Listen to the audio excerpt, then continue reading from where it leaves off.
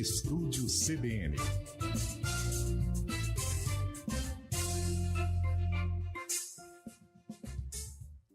Agora 3h41, de volta com o Estúdio CBN desta quarta, agora para falar de um assunto que tem sido destaque desde que uma jovem de 23 anos foi presa por stalking. Stalking que é crime aí de perseguição. Essa jovem de 23 anos se apresenta como modelo e artista plástica no Instagram e ela teria chegado a ligar a 500 vezes, enviar mais de 1.000 mensagens de texto para a vítima, que é um médico que ela teria conhecido aí 5 anos antes. Isso tudo, 500 ligações e mais de 1.000 mensagens foram registrados em um dia apenas. Entre as ocorrências que foram registradas pela família do médico estão os crimes de perseguição, denunciação caluniosa, ameaça, perturbação do sossego, também lesão corporal, extorsão e até mesmo furto. Isso porque essa jovem chegou a agredir a esposa do médico e furtou o celular dela e também a chave do carro na porta da clínica desse profissional. Um caso sério aí, então, que aconteceu inclusive já quando a família tinha uma medida protetiva contra essa jovem. E olha, sobre esse assunto, a gente conversa agora com o Renato Almeida dos Santos. Ele que é especialista em compliance e também PhD em fraude e assédio e sócio de uma empresa que é especializada em prevenir e tratar casos de fraude e também assédio nas organizações. Bom, boa tarde, Renato. Bem-vindo ao Estúdio CBN. Tudo bem? Tudo jóia. Boa tarde a todos e todas. Bom, Renato, um caso impressionante dessa jovem que tem sido bastante discutido aí na mídia. É um assunto também que está em alta por conta de uma série que estreou na Netflix, série Bebê Rena, que está entre as mais vistas e relata também um caso aí de perseguição que foi baseado em uma história real. Então, para a gente explicar aí para o nosso ouvinte, quando esse contato, né, com a vítima passa a ser algo aí casual e se torna, de fato, um caso de stalking ou perseguição. O ponto principal é exatamente o constrangimento da vítima, né? Ou seja, a partir do momento que a pessoa que está recebendo aqueles contatos, ela acessa ou pede para acessar aqueles contatos, e ainda assim a pessoa que está fazendo, stalkeando, continua, aí sim a gente já realmente passa o limite de um flerte para uma situação de perseguição. Então, esse é o divisor de águas ali, né? É exatamente o constrangimento da vítima. Renato, boa tarde.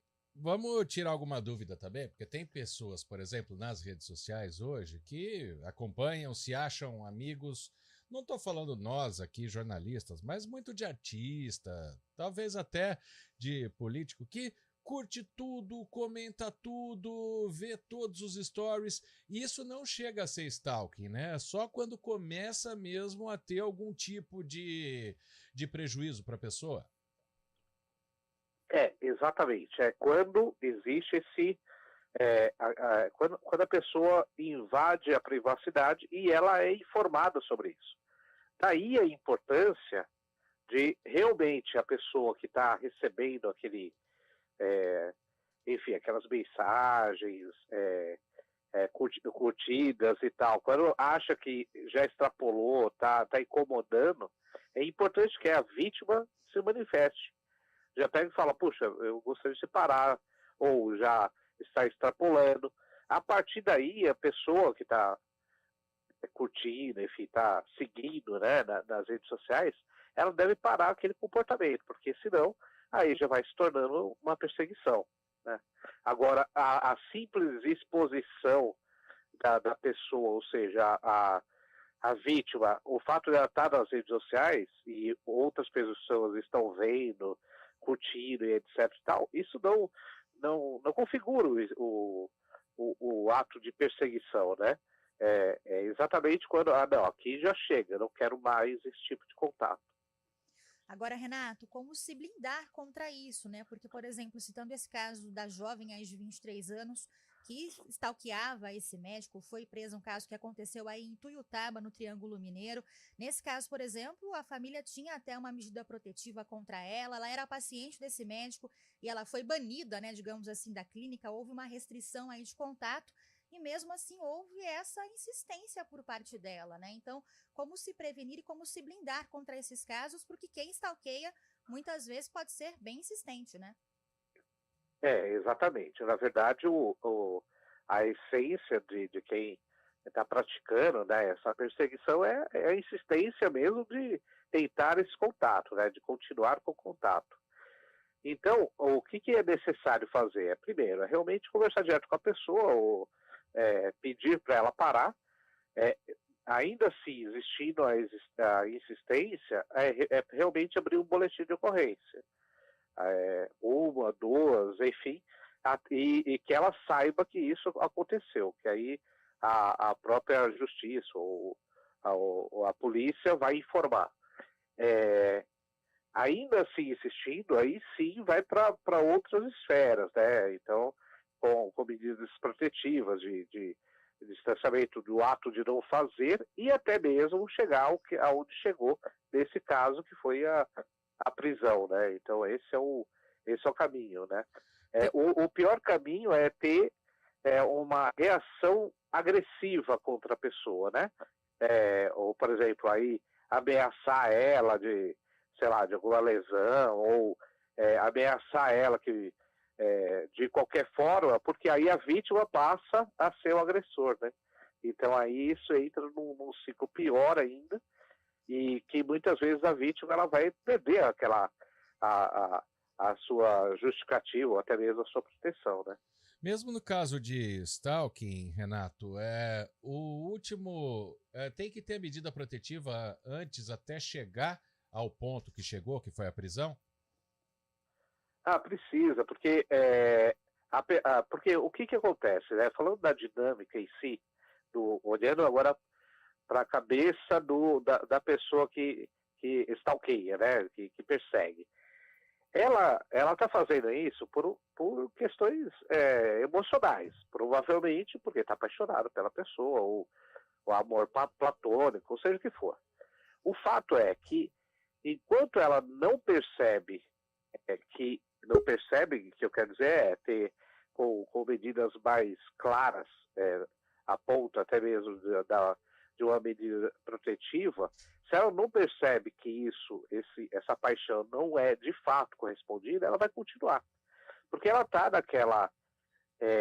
daquele ciclo que está pensando o seguinte: se não falou nada, ou se não procurou a polícia, é porque na verdade está gostando, só está fazendo um joguinho e tal. Isso principalmente quando quem pratica essa perseguição parte de um homem, né?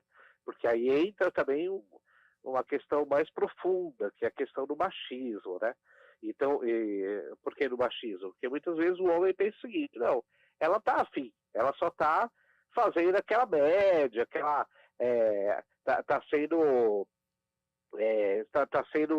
mostrando de difícil, mas ela está afim. Quando vai para esse ponto de uma medida protetiva, aí fica muito claro para a pessoa. Se ela vai continuar, provavelmente por uma questão de problemas psicológicos mais graves, né? E aí sim, vai até chegar ao ponto da prisão. Então, esse processo de romper esse comportamento é extremamente importante, né? Agora, você falou sobre a denúncia, né, da importância de registrar em um boletim de ocorrência. Nesse caso aí do médico do Triângulo Mineiro, foram 42 boletins de ocorrência contra essa mulher, né? E aí são vários crimes relatados, como perseguição, calúnia, ameaça, perturbação de sossego, lesão corporal. O stalking em si também é configurado como crime, e para quem se sente vítima desse tipo de crime, como fazer a denúncia, quais elementos usar também para fazer essa denúncia? Perfeito. É também crime desde 2021, tá? O stalking, e o que é um ponto muito importante, né? Que sem essa definição como crime, fica muito difícil, né? Ou seja, a polícia mesmo atuar. E aí, se você é vítima, você precisa entrar com o boletim de ocorrência. E, de preferência, isso é muito importante, você coletar o máximo de informações e provas. Então, se a pessoa está lá mandando diversos e-mails, mensagens, ligações, enfim, o que tiver de provas para você, por exemplo, procurar a polícia, né, pro boletim de ocorrência, já juntando essas provas, isso vai dar muito mais suporte para justamente ter uma ação mais precisa, né? Agora, de fato, já foram 42